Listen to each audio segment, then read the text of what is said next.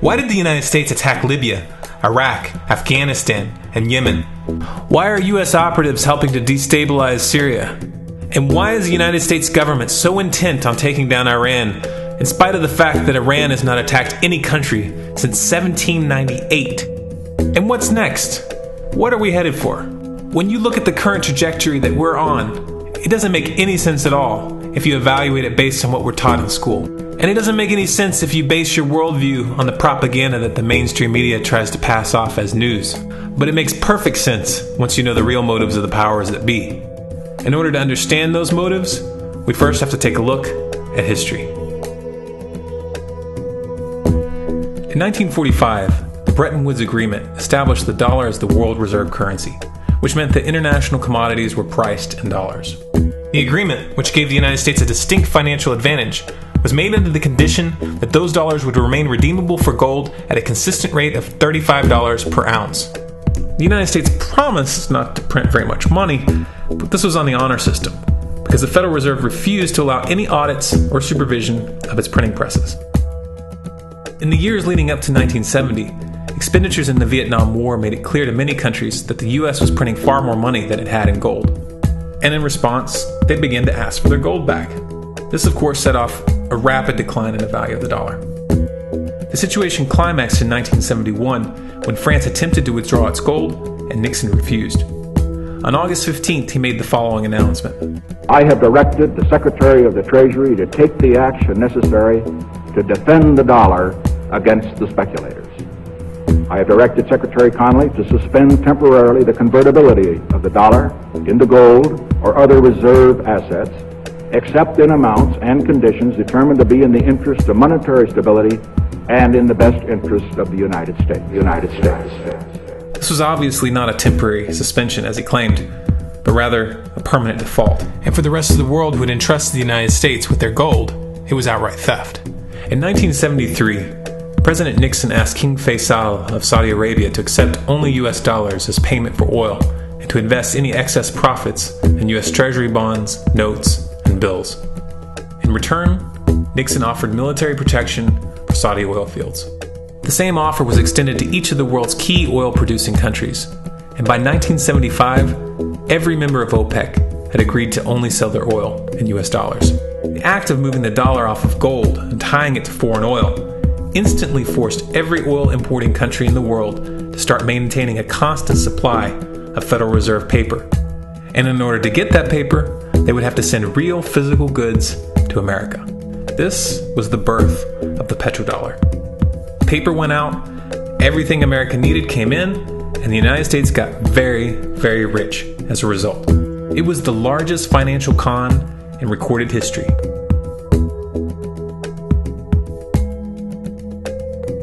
The arms race of the Cold War was a game of poker.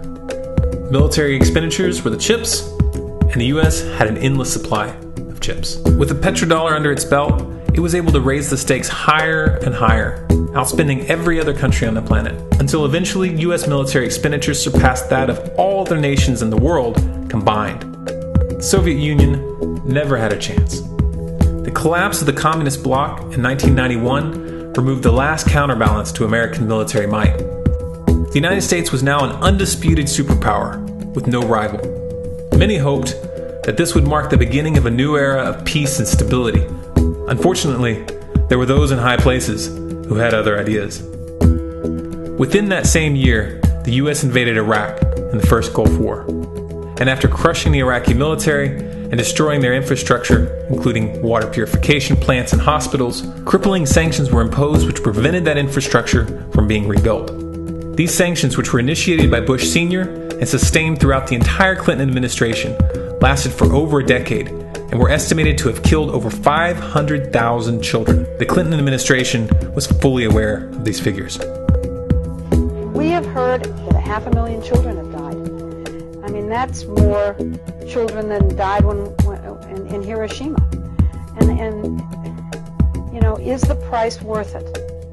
I think this is a very hard choice, but we think the price is worth it. Miss Albright, what exactly was it that was worth killing 500,000 kids for?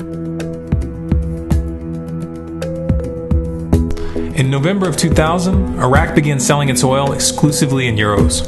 This was a direct attack on the dollar and on U.S. financial dominance, and it wasn't going to be tolerated.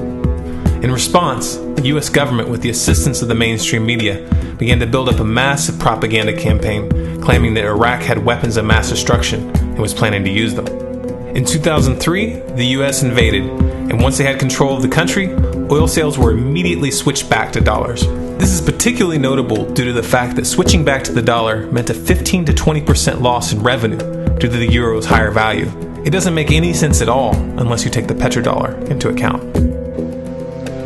So I came back to see him a few weeks later, and by that time we were bombing in Afghanistan. I said, "Are we still going to war with Iraq?" And he said, "Oh, it's worse than that."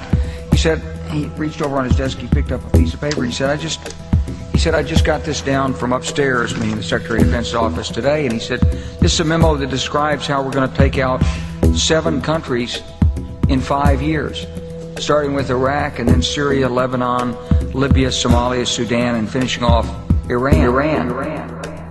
Let's take a look at the events of the past decade and see if you see a pattern.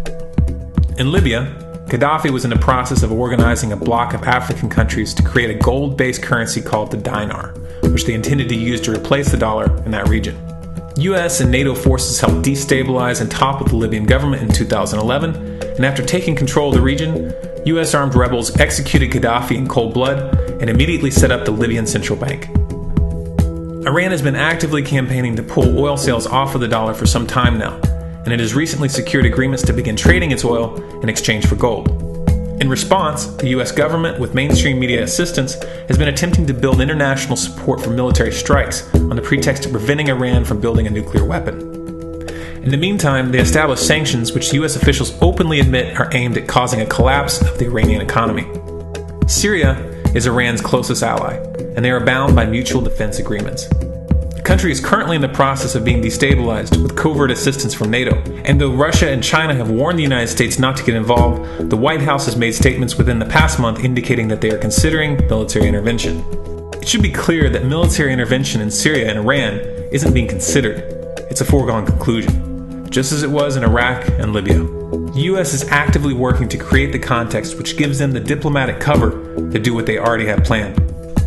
The motive for these invasions and covert actions becomes clear when we look at them in their full context and connect the dots. Those who control the United States understand that even if a few countries begin to sell their oil in another currency, it will set off a chain reaction and the dollar will collapse. They understand that there is absolutely nothing else holding up the value of the dollar at this point, and so does the rest of the world. But rather than accepting the fact that the dollar is nearing the end of its lifespan, the powers that be have made a calculated gambit. They have decided to use the brute force of the US military to crush each and every resistant state in the Middle East and Africa. That in itself would be bad enough, but what you need to understand is that this is not going to end with Iran. China and Russia have stated publicly and on no uncertain terms that they will not tolerate an attack on Iran or Syria. Iran is one of their key allies, one of the last independent oil producers in the region, and they understand that if Iran falls, then they will have no way to escape the dollar without going to war. And yet the United States is pushing forward in spite of the warnings. What we are witnessing here is a trajectory that leads straight to the unthinkable. It's a trajectory that was mapped out years ago in full awareness of the human consequences. But who was it that put us on this course? What kind of psychopath is willing to intentionally set off a global conflict that will lead to millions of deaths just to protect the value of a paper currency?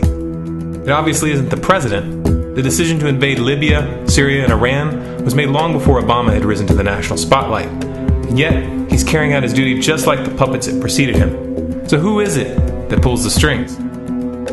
Often the best answer to questions like this are found by asking another question. Qui bono? Who benefits? Obviously, those who have the power to print the dollar out of thin air have the most to lose if the dollar were to fall. And since 1913, that power has been held by the Federal Reserve. The Federal Reserve is a private entity owned by a conglomerate of the most powerful banks in the world. And the men who control those banks are the ones who pull the strings. To them, this is just a game. Your life and the lives of those you love are just pawns on their chessboard. And like a spoiled 4-year-old who tips the board onto the floor when they start to lose, the powers that be are willing to start World War III to keep control of the global financial system.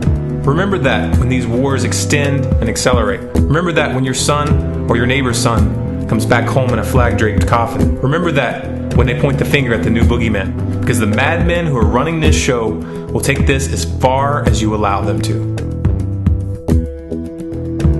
So how much time do we have left? It's a question I hear constantly, but it's the wrong question.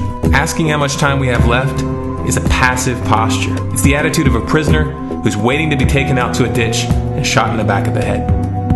What are our chances? Can we change course? Also the wrong question. The odds don't matter anymore. If you understand what we're facing, then you have a moral responsibility to do everything in your power to alter the course that we're on, regardless of the odds. It's only when you stop basing your involvement on the chances of success that success actually becomes possible. To strip the ill-begotten power from the financial elites and to bring these criminal cartels to justice will require nothing less than a revolution. The government is not going to save us. The government is completely infiltrated and corrupt to the core. Looking to them for a solution at this point is utterly naive. There are 3 stages of revolution, and they are sequential. Stage 1 is already underway. Stage 1 is the ideological resistance. In this stage, we have to actively work to wake up as many people as possible about what is happening and the direction we're headed. All revolutions originate from a shift in the mindset of the population, and no other meaningful resistance is possible without it. Success in this stage of the game can be measured by the contagion of ideas. When an idea reaches critical mass, it begins to spread on its own and seeps into all levels of society. In order to achieve that contagion, we need more people in this fight. We need more people speaking out, making videos, writing articles, getting this information onto the national and international stage. And we especially need to reach the police and the military. Stage 2 is civil disobedience, also known as nonviolent resistance. In this stage, you put your money where your mouth is, or more accurately, you withhold your money and your obedience from the government, and you do everything in your power to bring the gears of the state to a halt. Practiced in mass, this method alone is often enough to bring a regime to its knees. However, if you fail at this stage, stage 3 is inevitable. Stage 3 is direct physical resistance. Direct physical resistance is the last resort, and it should be avoided and delayed as long as possible, and it should only be invoked after all other options have been thoroughly exhausted.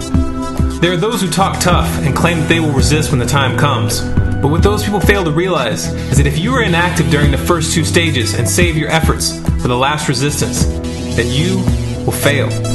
When the Nazis were moving door to door, dragging people out of their homes in Germany, that was the time to fight back physically. But due to the lack of ideological resistance and civil disobedience leading up to that moment, even an armed uprising would have likely failed at that point. An armed uprising can only succeed if the people have established an attitude of active resistance. And active resistance is only possible after their minds have broken free from the mainstream propaganda. If you want to fight back, it's now or never. You're not going to get another chance, and the stakes are far higher than they were in Nazi Germany.